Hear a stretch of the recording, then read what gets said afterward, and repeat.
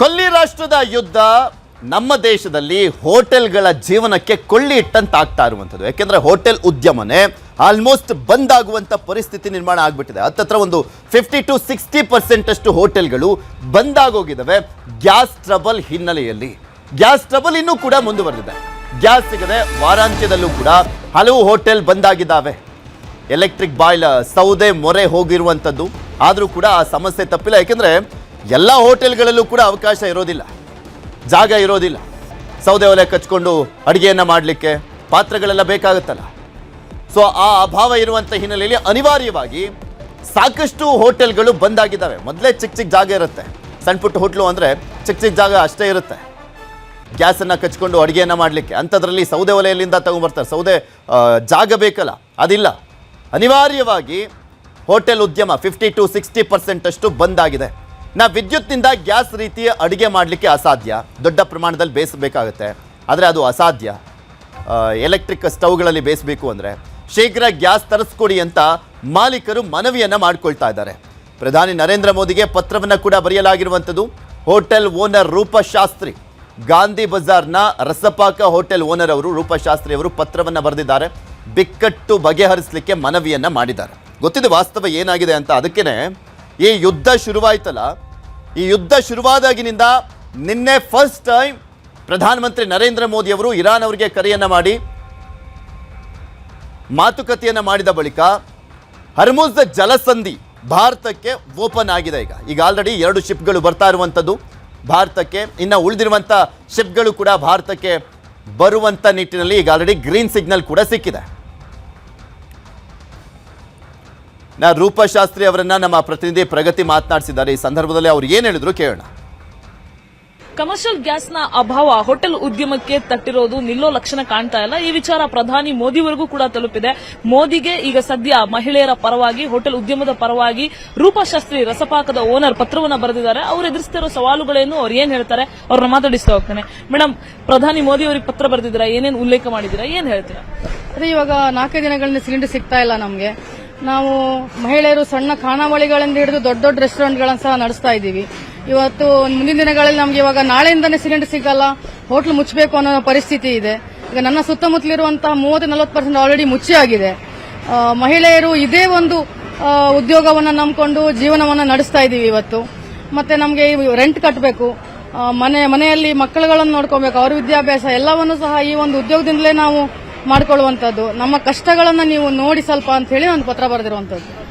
ನಿಮಗೆ ಇವಾಗ commercial gas ಇಲ್ಲದೆ ನೀವು ಆಯ್ಕೆ ಮಾಡ್ಕೊಂಡಿರುವಂತಹ ಪರ್ಯಾಯ ಮಾರ್ಗದಿಂದ ಏನೇನು ಸಮಸ್ಯೆಗಳಾಗ್ತಾ ಇದೆ ಅಂತ?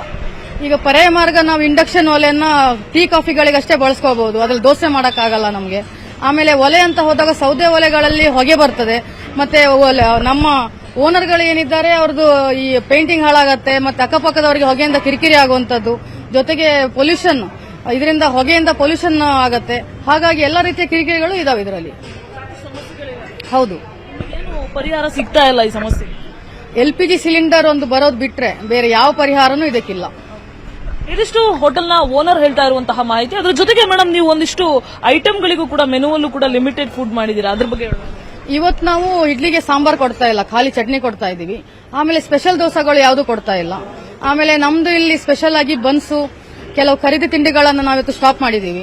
ಯಾಕಂತಂದ್ರೆ ನಮಗೆ ಮುಂಚೆ 4 ಸಿಲಿಂಡರ್ ಬೇಕಾಗ್ತಿತ್ತು, ಈಗ ನಮಗೆ ದಿನಕ್ಕೆ 1.5-2 ಸಿಲಿಂಡರ್ ಅಷ್ಟೇ. ಇದರಲ್ಲಿ ನಾವು ಇದನ್ನ ನಡೆಸ್ತಾ ಬಂದಿದ್ವಿ. ಯಾವುದೇ ಕಾರಣಕ್ಕೂ ನಾವು ಹೋಟೆಲ್ ಮುಚ್ಚಬಾರ್ದು ಅನ್ನೋ ಹಠ ಹಿಡ್ಕೊಂಡು ನಾವು ಇದನ್ನ ನಡೆಸ್ತಾ ಇದೀವಿ. ಈ ಹೋಟೆಲ್ನ ಓನರ್ ಹೇಳ್ತಾ ಇರೋದು ಇಷ್ಟೇ, ಅರ್ಧಂಬರ್ಧ ಅಂದ್ರೆ ಏನು ಮೆನು ಇದೆ ಅದನ್ನ ಕಟ್ ಮಾಡಿ ನಾವೀಗ ಲಿಮಿಟೆಡ್ ಫುಡ್ ಅನ್ನ ಕೊಡ್ತಾ ಇದೀವಿ ಅನ್ನುವಂತ ಮಾತನ್ನ ಹೇಳ್ತಾ ಇದ್ರು. ಪ್ರಧಾನಿ ಮೋದಿಗೂ ಕೂಡ ಪತ್ರವನ್ನ ಬರೆದಿದ್ದಾರೆ. ಮುಂದೇನಾಗುತ್ತೆ ಅನ್ನೋದನ್ನ ಕಾದು ನೋಡಬೇಕಾಗಿದೆ.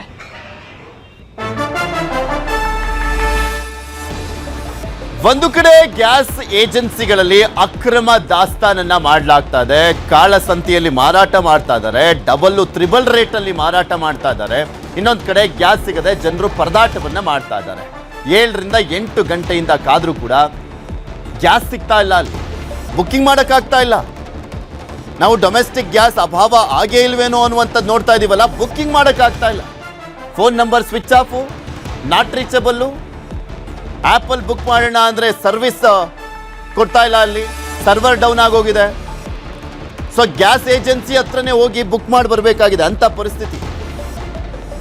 ಇನ್ನೊಂದು ಕಡೆ ಗ್ಯಾಸ್ ಸಿಗದೆ ಜನರು ಪರದಾಟವನ್ನು ಮಾಡ್ತಾ ಇದ್ದಾರೆ, ಬೀದಿಲಿ ನಿಂತ್ಕೊಂಡು ಕ್ಯೂ ನಿಂತ್ಕೊಬೇಕಾಗಿದೆ.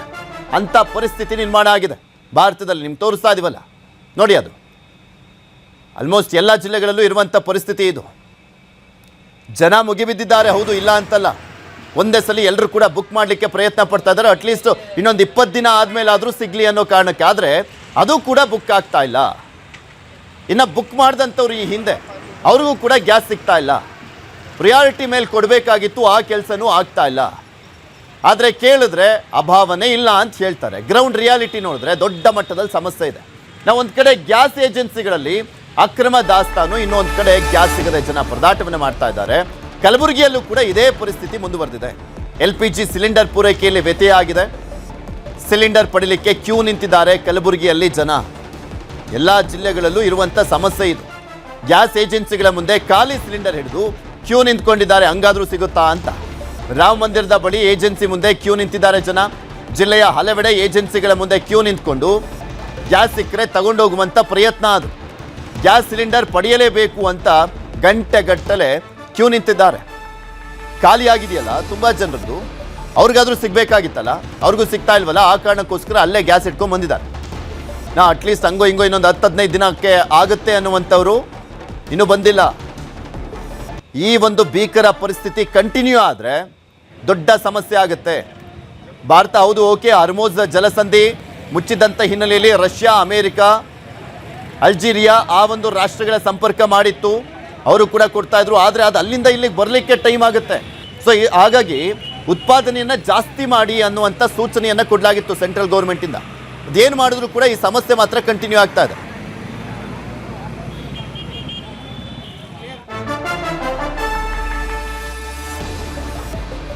ಬೆಂಗಳೂರು ಹೊರವಲಯದಲ್ಲಿ ಆಟೋ LPG ಖಾಲಿಯಾಗಿದೆ.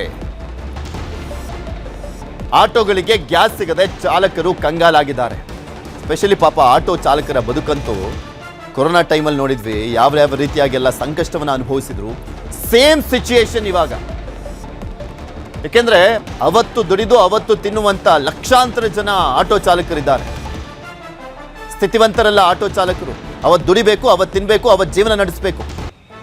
ಆದರೆ ಇಲ್ಲಿ ಒಂದು ಕಡೆ ಗ್ಯಾಸ್ ರೇಟ್ ಜಾಸ್ತಿ, ಮತ್ತು ಒಂದು ಕಡೆ ಗ್ಯಾಸು ಸಿಗ್ತಾ ಇಲ್ಲ. ಓಕೆ ಅಪ್ಪ, ಗ್ಯಾಸ್ ರೇಟ್ ಜಾಸ್ತಿ ಆಗಿದೆ, ಪರವಾಗಿಲ್ಲ, ಅತ್ಲಾಗ ಹಾಕಿಸ್ಕೊಂಡು ಆಟೋವನ್ನು ಹೊಡೆಯೋಣ ಅಂದರೆ ಅದು ಆಗ್ತಾ ಇಲ್ಲ. ಗ್ಯಾಸೇ ಸಿಗ್ತಾ ಇಲ್ಲ.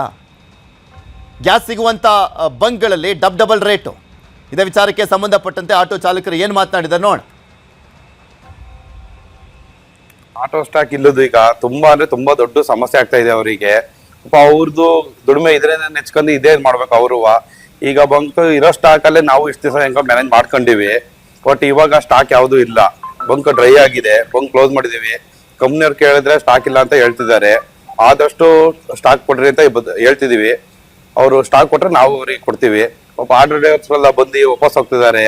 ಪಾಪ ಅವ್ರದ್ದು ಕಷ್ಟ ಭಾರಿ ಆಗ್ತಾ ಇದೆ. ಈಗ ತುಂಬಾ ಅಂದ್ರೆ ತುಂಬಾ ಜನ, ಅರ್ಧ ಜನ ಆಟೋ ಡ್ರೈವರ್ಗಳೆಲ್ಲರೂ ಆಟೋ ಸ್ಟ್ಯಾಂಡಿಗೆ ಹಾಕ್ಬಿಟ್ಟು ಇಲ್ಲಾಂದ್ರೆ ಎಲ್ಲ ಬೇರೆ ಕೆಲಸ ನೋಡ್ಕೊಬೇಕು. ಈ ತರ ತುಂಬಾ ಬೇಜಾರಾಗ್ತಿದ್ದಾರೆ, ಸಫರ್ ಪಡ್ತಿದ್ದಾರೆ. ಅವ್ರಿಗೋಸ್ಕರ ಈಗ ಸ್ಟಾಕ್ ಬಂದ್ರೆ ಅಂತ ಡೈಲಿ ಗಂಟೆಗೆ 10-20 ಆಟೋಗಳು ಬಂದು ವಾಪಸ್ ಹೋಗ್ತಾ ಇದೆ. ಸಿಕ್ಕಾಪಟ್ಟೆ ಸಮಸ್ಯೆ ಆಗ್ತಾ ಇದೆ ಸರ್. 55 ರೂಪಾಯಿ ಇತ್ತು, ಈಗ 80 ರೂಪಾಯಿ ಆಗಿದೆ. ಆದ್ರೂ ನಾವು ಇವಾಗ ಏನೋ ದುಡ್ಕೊಂಡ್ ತಿನ್ನೋಣ ಅದು ಆದ ಇಲ್ಲ, ಆ ಪರಿಸ್ಥಿತಿನಾಗಿದ್ದೀವಿ ನೋಡಿ. ಇವಾಗ ಈ ಗ್ಯಾಸ್ ಇದು ಬಾಕ್ಲ್ ಹಾಕೋದ್ರ, ಇನ್ನು ಇವಾಗ ಪೆಟ್ರೋಲ್ ಹಾಕ್ಸೋದ್ರೆ ಪೆಟ್ರೋಲ್ ರೇಟ್ ಜಾಸ್ತಿ. ಪೆಟ್ರೋಲ್ ಓಡಾಡಕ್ಕಾಗಲ್ಲ, ನಮ್ಗೇನು ಗಿಟ್ಟಲ್ಲ. ಆಟ ಬಾಡಿಗೆ ಕಟ್ಟಬೇಕು, ಗ್ಯಾಸ್ ಹಾಕ್ಬೇಕು, ಮನೆ ಸಂಸಾರ ನೋಡಬೇಕು, ಜಾಸ್ತಿ ತೊಂದರೆ ಆಗುತ್ತೆ. ಸಿಕ್ಕಾಪಟ್ಟೆ ಸಮಸ್ಯೆ ಆಗ್ತಾ ಇದೆ ಸರ್. 55 ರೂಪಾಯಿ ಇತ್ತು, ಈಗ 80 ರೂಪಾಯಿ ಆಗಿದೆ. ಆದ್ರೂ ನಾವು ಇವಾಗ ಏನೋ ದುಡ್ಕೊಂಡ್ ತಿನ್ನೋಣ ಅದು ಆದ ಇಲ್ಲ, ಆ ಪರಿಸ್ಥಿತಿನಾಗಿದ್ದೀವಿ ನೋಡಿ. ಇವಾಗ ಈ ಗ್ಯಾಸ್ ಇದು ಬಾಕ್ಲ್ ಹಾಕೋದ್ರ, ಇನ್ನು ಇವಾಗ ಪೆಟ್ರೋಲ್ ಹಾಕ್ಸೋದ್ರೆ ಪೆಟ್ರೋಲ್ ರೇಟ್ ಜಾಸ್ತಿ. ಪೆಟ್ರೋಲ್ ಓಡಾಡಕ್ಕಾಗಲ್ಲ, ನಮ್ಗೇನು ಗಿಟ್ಟಲ್ಲ. ಆಟ ಬಾಡಿಗೆ ಕಟ್ಟಬೇಕು, ಗ್ಯಾಸ್ ಇನ್ನು ಧಾರವಾಡದಲ್ಲೂ ಕೂಡ ಗ್ಯಾಸ್ ಸಿಲಿಂಡರ್ ಎಮರ್ಜೆನ್ಸಿ. ಎಲ್ಲ ಜಿಲ್ಲೆಗಳಲ್ಲೂ ಇರುವಂಥ ಪರಿಸ್ಥಿತಿ ಇದು. ವಿದ್ಯಾರ್ಥಿಗಳಿರುವಂಥ PG ಮೆಸ್ನಲ್ಲಿ ಗ್ಯಾಸ್ ಖಾಲಿ. ಸೌದೆ ಒಲೆ ಮೊರೆ ಹೋಗಿರುವಂಥದ್ದು PG ಮಾಲೀಕರು. ಯಾಕೆಂದರೆ ಅವರೇನು ಹೋಟ್ಲು ಹೋಗೋಣ ಅಂದರೆ ಹೋಟ್ಲಲ್ಲೂ ಕೂಡ ಇಲ್ಲ, ಹೋಟ್ಲು ಕೂಡ ಬಂದಾಗಿದ್ದಾವೆ. ಸೊ ಹೀಗಾಗಿ ಅನಿವಾರ್ಯವಾಗಿ PGಯಲ್ಲಿ ಮಾಡಲೇಬೇಕಾಗಿದೆ ಅಲ್ಲಿ ಉಳ್ಕೊಂಡಂಥವ್ರಿಗೆ. ಜಯನಗರದ ಶ್ರುತ್ರಂ PG ಮಾಲೀಕರಿಂದ ಒಲೆಯಲ್ಲೇ ಅಡುಗೆ ಮಾಡಲಾಗ್ತದೆ. ಅಟ್ಲೀಸ್ಟ್ ಆ ಒಂದು ಆಲ್ಟರ್ನೇಟಿವ್ ವೇ ಹುಡ್ಕೊಂಡಿದ್ದಾರಲ್ಲ ಅವರು. PG ಹೊರಭಾಗದಲ್ಲಿ ಸೌದೆ ಒಲೆ ಮೇಲೆ ಅಡುಗೆಯನ್ನು ತಯಾರು ಮಾಡಲಾಗ್ತಾ ಇದೆ. ಎಷ್ಟು ಸಾಧ್ಯನೋ ಅಷ್ಟು ಮಟ್ಟಿಗೆ ಸಮಸ್ಯೆಯನ್ನು ಬಗೆಹರಿಸ್ಕೊಳ್ಳುವಂಥ ಕೆಲಸವನ್ನು ಮಾಡ್ಕೊಳ್ತಾ ಇದ್ದಾರೆ. ಆಗ್ತಾಯಿದೆ ಅಂದರೆ ಸಿಲಿಂಡ್ರದ್ದು ತುಂಬ ಅಭಾವ ಆಗ್ತಾಯಿದೆ. ನಾವು 2 ಸಿಲಿಂಡ್ರ್ ಕೇಳಿದರೆ ಅವ್ರು 1 ಸಿಲಿಂಡ್ರ್ ಕೊಡ್ತಾ ಇದ್ದಾರೆ. ಆ 1 ಸಿಲಿಂಡ್ರ್ ಒಳಗೆ ನಮಗೆಲ್ಲ ರೆಡಿ ಮಾಡೋದಕ್ಕೆ ಆಗ್ತಾ ಇಲ್ಲ. ಒಂದೇ ಸಿಲಿಂಡ್ರಾಗಿ ಚಪಾತಿ ಮಾಡು, ಅನ್ನ ಸಾಂಬಾರು ಮಾಡು ಅಂದರೆ ಸಾಧ್ಯನೇ ಇಲ್ಲ, ಆಗ್ತಾ ಇಲ್ಲ. ಹಾಗಾಗಿ ನಾವು ಈಗ ಸೌದಿ ಒಲೆಗೆ ಬಂದೇವಿ ಸರ್. ಸೌದಿ ಒಲೆಯಿಂದ ಇಲ್ಲಿ ಅನ್ನ ಸಾಂಬಾರನ್ನು ರೆಡಿ ಮಾಡ್ತಾಯಿದ್ದೀವಿ. ಅಲ್ಲಿ ಚಪಾತಿ ಮಾಡ್ತಾ ಇದ್ದಾರೆ. ಆ ಚಪಾತಿ ಮುಗಿದ್ಮೇಲೆ ಮತ್ತೆ ಒಂದು ಬಾಜಿ ಮಾಡೋಕ್ಕೆ ಟ್ರೈ ಮಾಡ್ತೀವಿ. ಅಷ್ಟರೊಳಗೆ ಇಲ್ಲಿ ಮುಗಿದಿತ್ತಂದರೆ ಇಲ್ಲಿ ಮಾಡ್ತೀವಿ. ಈ ಥರ ಆಗಿ ನಮ್ಮಲ್ಲಿ ಒಂದು 130-140 ಸ್ಟೂಡೆಂಟ್ ಇದ್ದಾರೆ. ಅವರಿಗೆ ಮತ್ತು ಅನಿವಾರ್ಯ ನಾವು ಏನು ಮಾಡೋಕ್ಕೂ ಆಗಲ್ಲ ಸರ್. ಅಡ್ವಾನ್ಸ್ ಆಗಿ ಅಮೌಂಟು ತೊಗೊಂಡಿದ್ದೀವಿ. ಹಾಗಾಗಿ ಅವರಿಗೆ ಊಟ ಕೊಡೋಕ್ಕೆ ನಾವು ಸೌದೆ ಒಲೆಗೆ ಮೊರೆ ಹೋಗಿದ್ದೀವಿ ಸರ್. ಇದ್ರ ಬಗ್ಗೆ ಇನ್ನಷ್ಟು ಮಾಹಿತಿಯನ್ನು ಕೊಡ್ತಾ ಹೋಗ್ತಾರೆ ನಮ್ಮ ಪ್ರತಿನಿಧಿ ಪ್ರಗತಿ. ನಮ್ಮ ಜೊತೆ ನೇರ ಸಂಪರ್ಕದಲ್ಲಿ ಜಾಯ್ನ್ ಆಗಿದ್ದಾರೆ. ಪ್ರಗತಿ, ಹೋಟೆಲ್ಗಳಲ್ಲಿ ನೋಡಿದ್ವಿ, ವೃದ್ಧಾಶ್ರಮಗಳಲ್ಲಿ ನೋಡಿದ್ವಿ, ಇಂದಿರಾ ಕ್ಯಾಂಟೀನ್ಗಳಲ್ಲಿ ನೋಡಿದ್ವಿ. ಈ ಪಿ ಜಿಗಳಲ್ಲಂತೂ ಅನಿವಾರ್ಯವಾಗಿ ಮಾಡಿಕೊಡ್ಲೇಬೇಕಾಗಿದೆ ಊಟವನ್ನು. ಲಕ್ಷಾಂತರ ಜನ ಉಳ್ಕೊಂಡಿರುವಂಥದ್ದು ಪಿ ಜಿಗಳಲ್ಲಿ. ಅವ್ರು ಯಾವ ರೀತಿಯಾಗಿ ಸಮಸ್ಯೆಯನ್ನು ಸಾಲ್ವ್ ಮಾಡ್ಕೊಳ್ಳುವಂಥ ನಿಟ್ಟಿನಲ್ಲಿ ನೋಡ್ತಾ ಇದ್ದಾರೆ, ಆಲ್ಟರ್ನೇಟಿವ್ ವೇಸನ್ನು ಹುಡುಕ್ತಾ ಇದ್ದಾರೆ ಅಂತ. ಪೃಥ್ವಿ, ಬಹುತೇಕ ಕಡೆಗಳಲ್ಲಿ ಅಂದ್ರೆ ಬೆಂಗಳೂರಿನ ಹೊರತುಪಡಿಸಿ ರಾಜ್ಯದ ಬೇರೆ ಬೇರೆ ಜಿಲ್ಲೆಯಲ್ಲೂ ಕೂಡ ಈಗ ಗ್ಯಾಸ್ ಅಭಾವ ತಟ್ತಾ ಇರುವಂತದ್ದು. ಅದರಲ್ಲಿ ಪ್ರಮುಖವಾಗಿ ಈ ಪಿಜಿಗಳಲ್ಲಿ, ಹಾಸ್ಟೆಲ್ಗಳಲ್ಲಿ ಈಗಾಗಲೇ ಒಂದು ಸುತ್ತಿನ ಸಭೆಯನ್ನು ಕೂಡ ಅಂದ್ರೆ ಗವರ್ಮೆಂಟ್ ಹಾಸ್ಟೆಲ್ಗಳಲ್ಲಿ ಆ ಹಾಸ್ಟೆಲ್ ಇನ್ಚಾರ್ಜ್ ಜೊತೆಗೆ ಆಯಾ ಕಾಲೇಜಿನ ವ್ಯಾಪ್ತಿಯಲ್ಲಿ ವಿಸಿಗಳು ಒಂದು ಸಭೆಯನ್ನು ಕೂಡ ಮಾಡಿದ್ದಾರೆ. ಸಭೆಯನ್ನ ಮಾಡಿ ಎಲ್ಲೆಲ್ಲಿ ಗ್ಯಾಸ್ ಅಭಾವ ಆಗುವಂತಹ ಸಾಧ್ಯತೆ ಇದೆಯಾ, ಈ ಎಲ್ಲ ವಿಚಾರಗಳನ್ನ ಪರಿಶೀಲನೆ ನಡೆಸಿ ಅವರು ಸರ್ಕಾರಕ್ಕೆ ವರದಿ ಕೂಡ ಸಲ್ಲಿಕೆ ಮಾಡಿದ್ದಾರೆ. ಬಹುತೇಕ ಬೆಂಗಳೂರಿನಲ್ಲಿರುವಂತಹ ಹಾಸ್ಟೆಲ್ಗಳಲ್ಲಿ ಅಷ್ಟೊಂದು ಗ್ಯಾಸ್ ಅಭಾವ ಆಗುವ ಸಾಧ್ಯತೆ ಇಲ್ಲ ಅನ್ನುವಂತಹ ಒಂದು ಇನ್ಫಾರ್ಮೇಶನ್ ಲಭ್ಯ ಆಗಿದೆ. ಬೆಂಗಳೂರು ಯೂನಿವರ್ಸಿಟಿಯನ್ನ ನೀವು ತಗೊಂಡ್ರೆ, ಜ್ಞಾನಭಾರತಿ ಯೂನಿವರ್ಸಿಟಿ ಇಲ್ಲೆಲ್ಲ ಆಲ್ರೆಡಿ ಇನ್ಚಾರ್ಜ್ ವಿಸಿ ಸಭೆ ಮಾಡಿದ್ದಾರೆ. ಸೊ ಅವ್ರಿಗೆ ಯಾವುದೇ ರೀತಿಯಾದಂತಹ ಸಮಸ್ಯೆ ಇಲ್ಲ ಅನ್ನುವಂತಹ ವಿಚಾರ ಲಭ್ಯ ಆಗಿದೆ. ಅದನ್ನು ಹೊರತುಪಡಿಸಿ ರಾಜ್ಯದ ಬೇರೆ ಬೇರೆ ಜಿಲ್ಲೆಗಳಲ್ಲಿ ಇರುವಂತಹ ಪಿಜಿಗಳಲ್ಲಿ ಕೆಲವೊಂದಿಷ್ಟು ಹಾಸ್ಟೆಲ್ಗಳಲ್ಲಿ ಪರ್ಯಾಯ ವ್ಯವಸ್ಥೆ ಅಂದ್ರೆ ಅವರು ಸೌದೆ ಒಲೆ ಮೊರೆ ಹೋಗಿರುವಂತದ್ದು, ಜೊತೆಗೆ ಸೌದೆಯಲ್ಲಿ ಅಡಿಗೆಯನ್ನ ಮಾಡಿ ಈಗ ವಿದ್ಯಾರ್ಥಿಗಳಿಗೆ ಉಣಬಡಿಸ್ತಾ ಇರುವಂತದ್ದು. ಸೊ ಬಹುತೇಕ ಹಾಸ್ಟೆಲ್ಗಳಲ್ಲೂ ಕೂಡ ಈಗ ಅನಿವಾರ್ಯವಾಗಿ ವಿದ್ಯಾರ್ಥಿಗಳಿಗೆ ಅವರು ಆಹಾರವನ್ನು ಮಾಡಲೇಬೇಕು. ನೀವು ಹೇಳ್ದಂಗೆ ಹೊರಗಡೆ ಹೋಗಿ ತಿನ್ನೋಣ ಅಂತ ಹೇಳಿದ್ರೆ ಹೋಟೆಲ್ಗಳಲ್ಲಿ ಕಮರ್ಷಿಯಲ್ ಗ್ಯಾಸ್ ಇಲ್ಲ. ಒಂದು ಕಡೆ ಅನ್ನ ಇದ್ರೆ ಅದಕ್ಕೆ ಸಾಂಬಾರ್ ಇಲ್ಲ, ಇಡ್ಲಿ ಇದ್ರೆ ಚಟ್ನಿ ಮಾತ್ರ ಗತಿ, ಸಾಂಬಾರ್ ಇಲ್ಲ ಅನ್ನೋ ಪರಿಸ್ಥಿತಿ ಇದೆ. ಸೊ ಹಾಗಾಗಿ ಪರ್ಯಾಯ ವ್ಯವಸ್ಥೆಯನ್ನ ಮಾಡಲೇಬೇಕು ಅನ್ನೋ ಕಾರಣದಿಂದ ಈಗ ಬಹುತೇಕ ಕಡೆಯಲ್ಲಿ ಸೌದೆಯ ಮೊರೆಯನ್ನ ಕೂಡ ಹೋಗಿದ್ದಾರೆ. ಇನ್ನೊಂದು ಕಡೆಯಲ್ಲಿ ಸೌದೆಗಳು ಕೂಡ ಸಿಕ್ಕಾಪಟ್ಟೆ ಡಿಮ್ಯಾಂಡ್ ಬಂದಿದೆ. ಅದಕ್ಕೂ ಕೂಡ ದರ ಏರಿಕೆ ಆಗಿರೋದ್ರಿಂದ ಏನ್ ಮಾಡಬೇಕು ಅನ್ನುವಂತಹ ಗೊಂದಲದಲ್ಲಿ ಜನಸಾಮಾನ್ಯರು ಅಂದ್ರೆ ಹಾಸ್ಟೆಲ್ ನಲ್ಲಿ ಇರುವಂತಹ ಜನರ ಜೊತೆಗೆ ಒಂದಷ್ಟು ವಿದ್ಯಾರ್ಥಿಗಳು ಕೂಡ ಇರುವಂತದ್ದು. ಇನ್ನು ಬೆಂಗಳೂರಿನಲ್ಲೂ ಅಷ್ಟೇ, ನೀವು ಶಿವಾಜಿನಗರ ಭಾಗಕ್ಕೆ ಹೋದ್ರೆ ಅಲ್ಲಿರುವಂತಹ ಆ ಶಿವಾಜಿನಗರ ಮೆಟ್ರೋ ಸ್ಟೇಷನ್ ಸಮೀಪ ಅಂತೂ ಒಂದು ಗ್ರೌಂಡ್ ನಲ್ಲಿ ಸಾಕಷ್ಟು ಸಂಖ್ಯೆಯಲ್ಲಿ 500ಕ್ಕೂ ಅಧಿಕ ಜನ ಒಂದು ಗ್ಯಾಸ್ಗಾಗಿ ಮುಗಿಬಿದ್ದಂತಹ ಚಿತ್ರಣ ಕಂಡು ಬಂದಿತ್ತು. ಇನ್ನೊಂದು ಕಡೆ ವಿದ್ಯಾರಣ್ಯಪುರ ಸೈಡ್ ಹೋದ್ರೆ ಅಲ್ಲೂ ಕೂಡ ಅಷ್ಟೇ, ಅಲ್ಲೂ ಕೂಡ